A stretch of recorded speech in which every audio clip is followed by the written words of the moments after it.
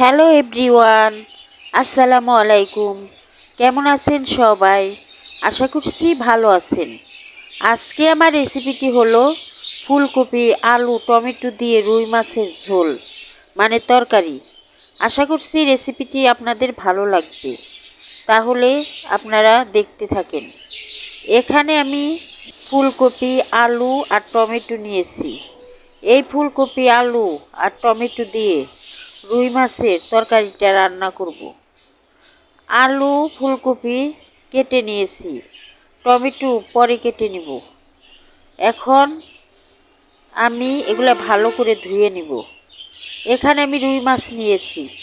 এই রুই মাছ দিয়েই আমি তরকারিটা রান্না করব। তাহলে রান্না করার জন্য আমি চুলায় চলে যাই। চুলায় আমি প্যান বসিয়ে দিলাম। প্যানে কাঁচামরিচ, পেঁয়াজ, তেল দিয়ে দিলাম। এখন পেঁয়াজটা আমি ভেজে নিব। পেঁয়াজটা আমি ভেজে নিতেছি।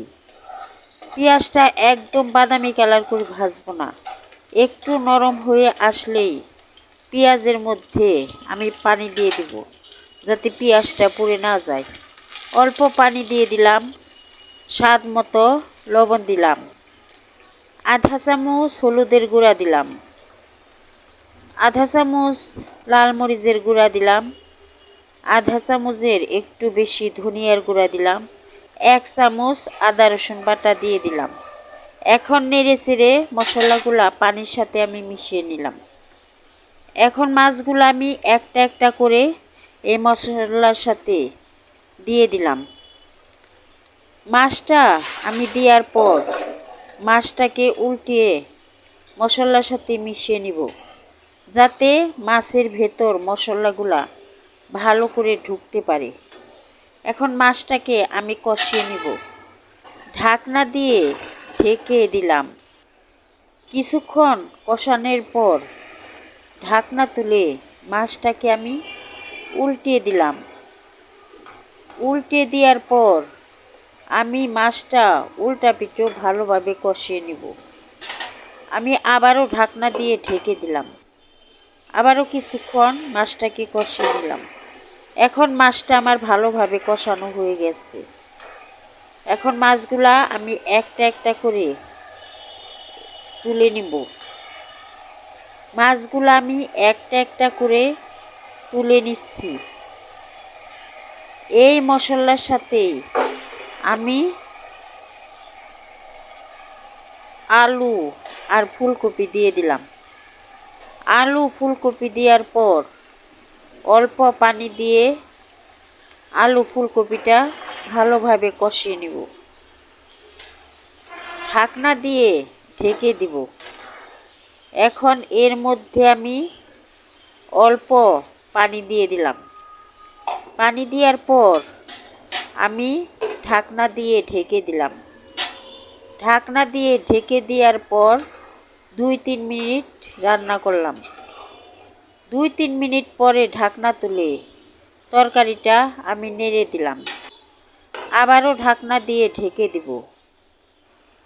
আবারও ঢাকনা দিয়ে ঢেকে কিছুক্ষণ রান্না করলাম, মানে ফুলকপি আলু কষিয়ে নিলাম। এখন ফুলকপি আলুটা কষানো হয়ে গেছে। এখন ঝোলের জন্য আমি পানি দিয়ে দিব পরিমাণ মতো। ঝোলের জন্য পানি দিয়ে দিলাম। এখন এর মধ্যে মাছগুলা আমি দিয়ে দিলাম। মাছগুলা দেওয়ার পর আমি এর মধ্যে 1 চামচ জিরা বাটা দিয়ে দিব। জিরা বাটা দিলে তরকারির স্বাদটা অনেক গুণে বেড়ে যায়। আমি জিরা বাটা দিয়ে দিলাম 1 চামচ। এখন ঢাকনা দিয়ে ঢেকে 2-3 মিনিট রান্না করব। 2-3 মিনিট পরে ঢাকনা তুলে তরকারিটাকে আমি নেড়ে দিলাম। এখন এর মধ্যে আমি টমেটো দিয়ে দিব। টমেটোগুলা আমি দিয়ে দিলাম। টমেটো দেওয়ার পর আবারও ঢেকে 3-4 মিনিট রান্না করব। ঢাকনা দিয়ে ঢেকে দিলাম। 3-4 মিনিট পরে ঢাকনা তুলে তরকারিটাকে আমি নেড়ে দিলাম। এখন আবারও ঢেকে দিব 4-5 মিনিটের জন্য। ঝোলটা অনেক আছে, ওই কারণে 4-5 মিনিটের জন্য আবারও ঢেকে দিলাম। 4-5 মিনিট পরে ঢাকনা তুলে দেখি আমার তরকারিটা রান্না হয়ে গেছে, ঝোলটাও ঠিক আছে। এখন তরকারিটা চুলার থেকে নামিয়ে নিলাম। একবার এইভাবে ফুলকপি, আলু, টমেটো দিয়ে রুই মাছের ঝোল মানে তরকারি রান্না করে খেয়ে দেখেন, আশা করছি ভালো লাগবে। যদি আমার রেসিপিটি ভালো লাগে তাহলে আমাকে লাইক দিয়ে সাবস্ক্রাইব করে আমার পাশে থাকবেন। আল্লাহ হাফেজ।